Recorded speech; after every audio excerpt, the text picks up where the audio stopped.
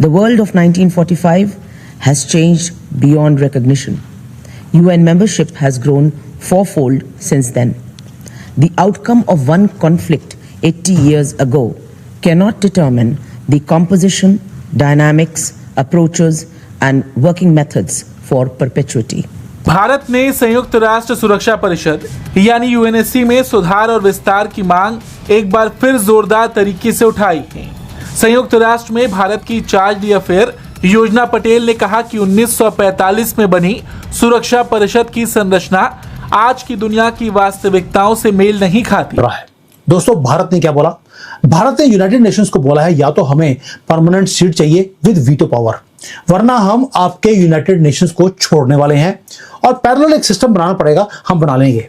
और मैं आपको दावे के साथ बता सकता हूं कि या तो यूनाइटेड नेशंस हमें यह परमानेंट सीट देगा या हम एक पैरेलल सिस्टम मुंबई के अंदर हम खोलने वाले हैं। ग्लोबल साउथ का ऑफिस भारत में खुलने वाला है। यूएन सिक्योरिटी काउंसिल के लिए भारत ने जो अपना गेम है उसको अप करा है। It's taken it in a very different, बड़ी अलग सी डायरेक्शन में लेके भारत जा रहा है।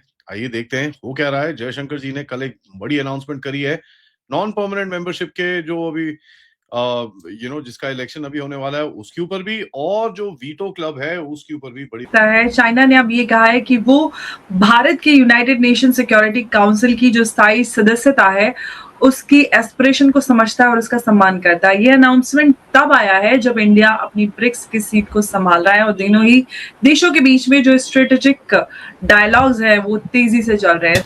अब इसी डर में मारे हो सकता है आपको एक जो परमानेंट सीट है उसका मेंबर बनाया जाए, लेकिन इतना आसान नहीं है। इसलिए हमने भी डिप्लोमेसी की सारी किताबें फेंक दी और कुछ और हमने करना शुरू कर दिया। अब आपको पता है कि साहब यूएनएससी में भारत और ब्राजील और जापान और जर्मनी का एक G4 का एक ग्रुप बना हुआ है। ये ग्रुप इस टाइम पे नेगोशिएट कर रहा है बड़ी पावर्स के साथ कि भैया किस तरह से यूएनएससी को एक्सपैंड किया जाए। जय साथियों, इस समय जो खबर आया है उस खबर ने दुनिया को चौंका दिया है, क्योंकि साथियों भारत ने यूएन में सीधे अस्थायी सदस्यता की मांग कर दिया है। भारत और दुनिया को यह बता दिया है कि 1945 में जो ये यूएन बना था वो एक अलग दौर था और अब समय परिवर्तित हो गया है। तो क्यों ना अस्थायी सदस्य के जो नियम है वो भी बदले जाए, उसमें कुछ नए देश को रखा जाए और भारत को अस्थायी सदस्यता दी जाए यूएन में, वो भी वीटो पावर के साथ। ये भारत ने खुलेआम बोल दिया है और इससे दुनिया भी साथियों चिंता में है कि आखिरकार भारत ये चीजें एकदम क्लियर कैसे बोल सकता है। क्योंकि साथियों भारत पिछले कुछ समय से प्रयास करता जा रहा है, दुनिया के देशों को ये बताने की कोशिश कर रहा है कि ये जो यूएन संगठन है ये पुराना हो चुका है। इसके नियम 1945 के हिसाब से बना था, किंतु ये 21वीं शताब्दी है, 2026 का दौर है। इतने समय में बहुत परिवर्तन आया है।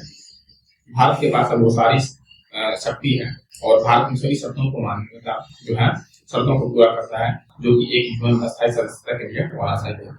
और इसीलिए भारत तेजी से इस मांग को जब भी मौका मिलता है उठाता है और इस बार ये मुद्दा दोबारा करवाया गया है। दुनिया को ये चिंतन करना होगा साथ, क्योंकि यूएन जैसे संस्था अगर संशोधित नहीं करता इस तरह की चीजों को तो इस तरह के संस्था को होने का इतना फायदा फिर है नहीं। क्योंकि साथियों जब 1914 से 1918 तक प्रथम विश्व युद्ध हुआ था, उसके बाद से इन्होंने एक संगठन बनाया था। उसके बावजूद भी जब दूसरा विश्व युद्ध हो गया तो उन्होंने इस संस्था को जो है दोबारा अपग्रेड किया और यूएन बनाया। और यूएन को बने हुए भी इतने साल हो गए, तो क्यों ना उसमें भी संशोधित किया जाए। तो सिर्फ 5 देश के पास अस्थायी सदस्यता है और वीटो का पावर है। भारत जैसे देश के पास यह होना चाहिए। ये साथी जो मांग भारत जल्दी पूरा करवा के दें। दोस्तों, हमारा इंडियन मीडिया वो बिजी है, ये जो फेल्ड प्रोजेक्ट था कॉकरोचों का उसका फेस सेविंग करने में मीडिया लगी है। लेकिन एक कैलकुलेटिव कुछ चीज है जो क्लोज डोर्स में न्यू दिल्ली के अंदर हुआ। वो ये था कि 17 डिप्लोमेट्स 17 ऑफ डिफरेंट कंट्रीज वो फ्लाई करके आए हैं भारत के कैपिटल के अंदर। वो ये कोई फॉरेन मंत्री नहीं है, ना ही प्रधानमंत्री हैं। ये वो लोग हैं जो यूनाइटेड नेशंस में परमानेंट रिप्रेजेंटेटिव्स हैं और वो लोग हैं जिनके पास वोटिंग का राइट है न्यूयॉर्क के अंदर। इसलिए जयशंकर जी ने 2 चीजें पैरेलली करनी शुरू कर दी। एक, इन 17 डिप्लोमेट्स को भारत में बुलाया, एक कमरे में बैठकर वहां पे मीटिंग्स हो रही हैं। दूसरा, हमने ये काम किया parallelly at the same moment new Delhi ने $10 बिलियन का एक इकोनॉमिक रोल आउट हमने दे दिया 40 जो अफ्रीकन नेशंस है उसको $10 बिलियन। उनके लिए कोई छोटा अमाउंट नहीं है। अब ये 2 चीजें हम कर क्या रहे हैं?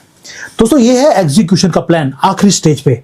ये वो प्लान है जो 6 साल पहले हमने एक ग्लोबल कैंपेन शुरू किया था कि हमें अब न्यू यूनाइटेड नेशंस के अंदर हमें परमानेंट सीट चाहिए। और हम क्या कर रहे हैं, हम यूनाइटेड नेशंस के जो लॉज हैं उसको इंजीनियर कर रहे हैं ताकि एक जियोपॉलिटिकल मूव हम कर सकें यूनाइटेड नेशंस के अंदर। टारगेट बड़ा सिंपल है, हमें टेम्पररी सीट नहीं चाहिए, हमें सिक्योरिटी काउंसिल के अंदर वीटो पावर के साथ हमें सीट चाहिए, वैसे ही जैसे 1945 से लेकर अब तक आप ये सिस्टम पिछले 80 साल से आप चलाते रहे। धमकी भी स्पेसिफिक है। धमकी क्या है, या तो वीटो पावर मिलेगी या हम यूनाइटेड नेशंस को छोड़कर अपनी एसोसिएशन हम क्रिएट कर लेंगे। अब मोदी जी ने पैरेलल सिस्टम ऑलरेडी क्रिएट करना शुरू भी कर दिया। आपको मालूम है ग्लोबल साउथ का लीडर हम ऑलरेडी हैं, उसका ऑफिस भारत में खोलने की हमने धमकी दे दिया। ब्रिक्स है तो ब्रिक्स के अंदर जो रिप्रेजेंटेशन है वो ऑलरेडी इतनी बढ़ चुकी है कि 45% दुनिया का जो जीडीपी है वो ब्रिक्स के कंट्रीज वो रिप्रेजेंट करते हैं। जो ये वेस्टर्न पावर्स हैं इनके पास पावर नहीं रहा, लेकिन वो पावर को पकड़कर वो बैठना चाहते हैं और हम इनकी पकड़ तोड़कर ही छोड़ेंगे।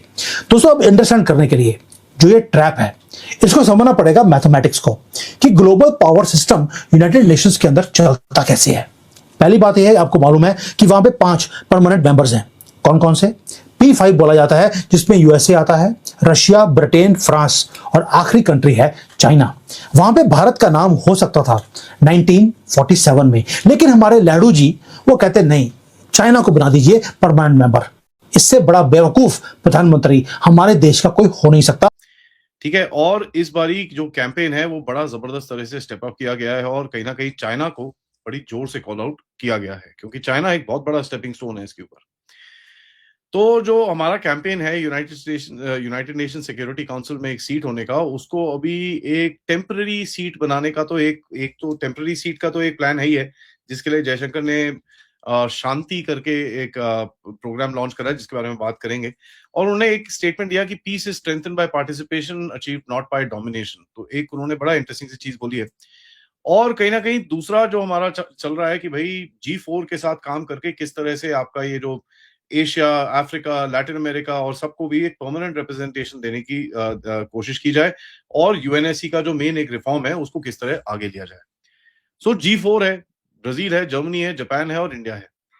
इन्होंने बोला है कि साहब एक्सपेंशन करिए सिक्योरिटी काउंसिल का, लेकिन यहाँ पर एक उन्होंने एक चीज बोली है कि भाई हम 15 साल तक हमारे को परमानेंट सीट देंगे, आप वीटो पावर्स भी देंगे, लेकिन हम 15 साल तक अपनी वीटो पावर एक्सरसाइज नहीं करेंगे। तो एक ये बड़ा इंटरेस्टिंग सा गेम खेला है ये 4 कंट्रीज ने। इन्होंने एक फॉर्मुलेशन निकाला है कि भैया हमको वीटो चाहिए, हमको आप परमानेंट सीट भी देंगे, लेकिन हम वीटो पावर्स को यूज नहीं करेंगे 15 साल तक।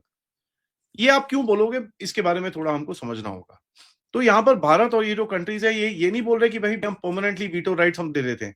बोलते नहीं, पहले हमको आप परमानेंट मेंबरशिप दीजिए, उसके बाद वीटो की बैटल आगे जाके लड़ेंगे, वो we will figure out, but पहले हमको परमानेंट मेंबरशिप यहाँ पर चाहिए।